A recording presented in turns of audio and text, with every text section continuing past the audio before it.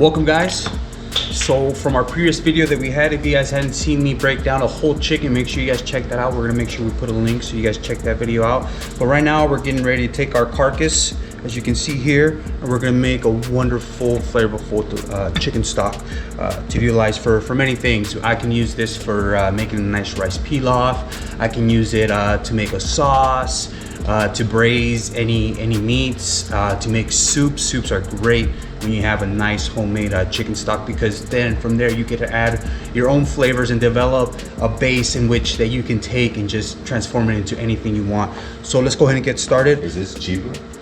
I believe it'd be cheaper. I think it's cheaper because, you know, obviously it's already included. The carcass of the price is already included with the whole bird.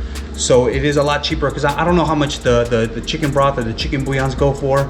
I imagine, how much you think they go for? Maybe $4 or $5? Yeah.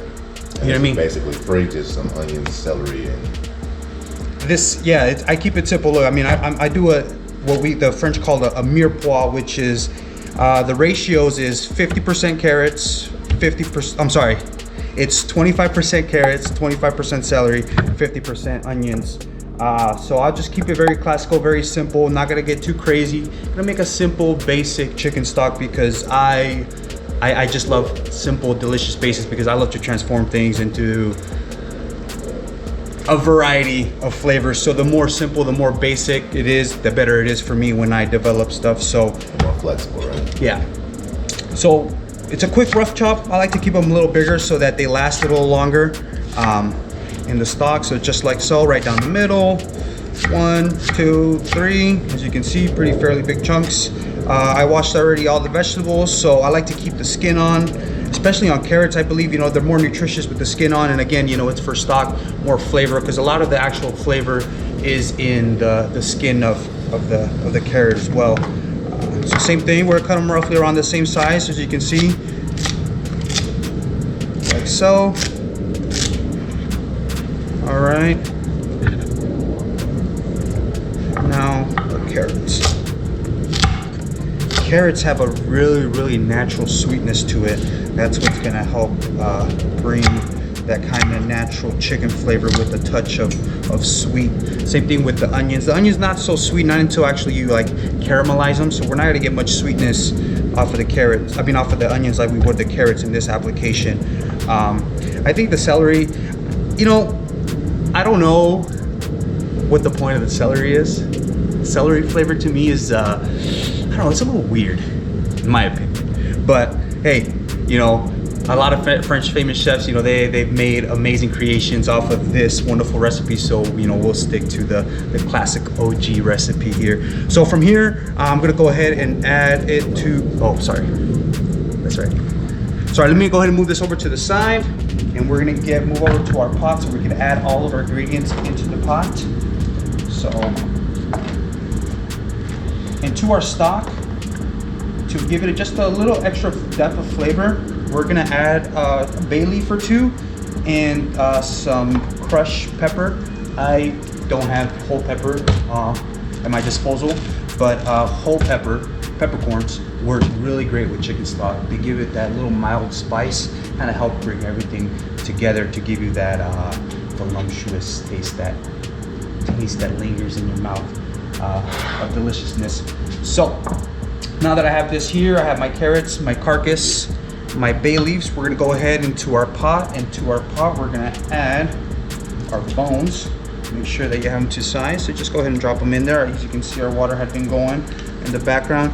There is a little bit of meat on here, but that's good because this is gonna add a lot of flavor to our stock as well. So don't worry about it having too much meat on it. And sometimes you'll get like a couple bits and pieces as you're fabricating it, you know, chunks of meat and stuff like that. Add those in there too. You know, these really do add a lot of flavor to our stock. And then now we're gonna add our mirepoix gently. We don't want it to splash. Shoot, I think I might have filled it up a little too high with water. So we'll add some of this.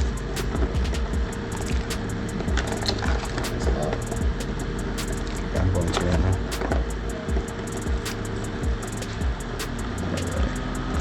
I think that should be good right there. Now, we'll add a bay leaf, as you can see. 1, and this little piece in there. Like I said, normally at this point I would add a couple whole peppercorns, but since I don't have any, I'm just gonna go ahead and just put some in there like so. And maybe about 2 teaspoons to a teaspoon of salt. I like to use coarse salt for this application. It's gonna be cooking for a long time, so you know, the bigger the salt for me, I think it'll benefit the seasoning of our stock. And that's it right there. We're gonna let this simmer. Actually, we're gonna let it come up to a boil, and then we're gonna let it simmer for at least, I want to say 2 hours at most. It's not a lot of chicken. It's one fairly small carcass, so it doesn't need a lot of time to simmer. Of course, the more carcasses, the more time you want to cook it for. You can also roast the carcass as well. Like I said, I'm going to be writing a blog about different flavor profiles that you can use for your chicken stock as well. So make sure you check the blog out at plusoncommunity.com, please. But yeah, now we're just going to let this simmer, and then we're going to come back to it. We're going to strain it, and then we're going to taste our delicious chicken stock. See how it came out. See you guys in a bit.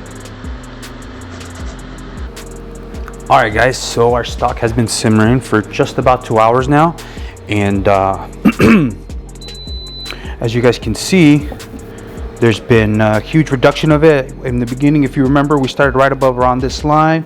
Now it probably reduced about a quarter of it. Normally I don't like to reduce while it has the bones in there. Actually it was kind of my bad. I forgot to leave the lid on. I like to leave the lid on there to encapsulate all the moisture and everything, kind of keep that going in there.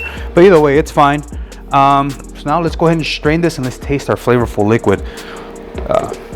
Always make sure to try to use a mesh strainer, one like this. Still, some of the particles might go through, but the finer the better. I believe if you find a super fine one, like a China cap, I believe is what they're called, or I'm sorry, a Chinois. A Chinois, those really fine super mesh ones really get all those small extra impurities out of your stock to get a super clarified one. But this looks pretty good to me. For the amount of bones that we have to liquid to mirepoix, it's very, very, very flavorful.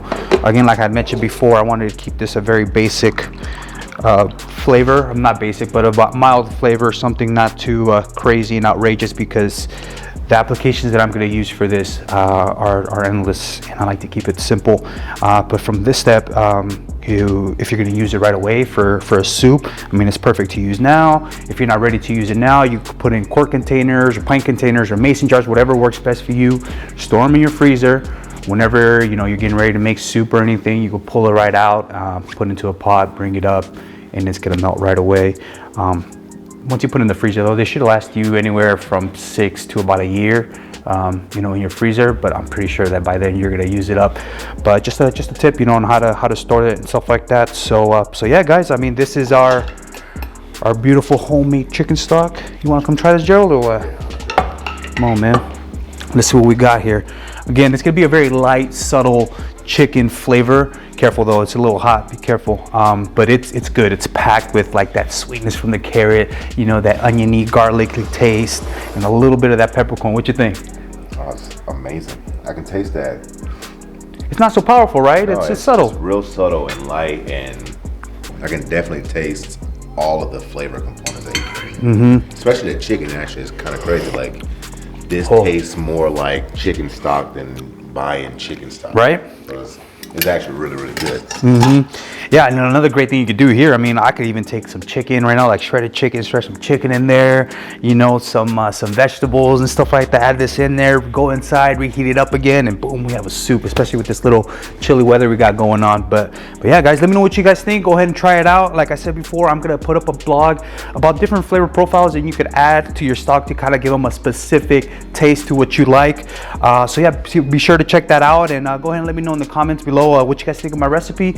And if there's ways that you think I can improve this, go ahead and let me know. I'm always open for great suggestions. So this is Chef Roberto checking out, and I'll see you guys next time.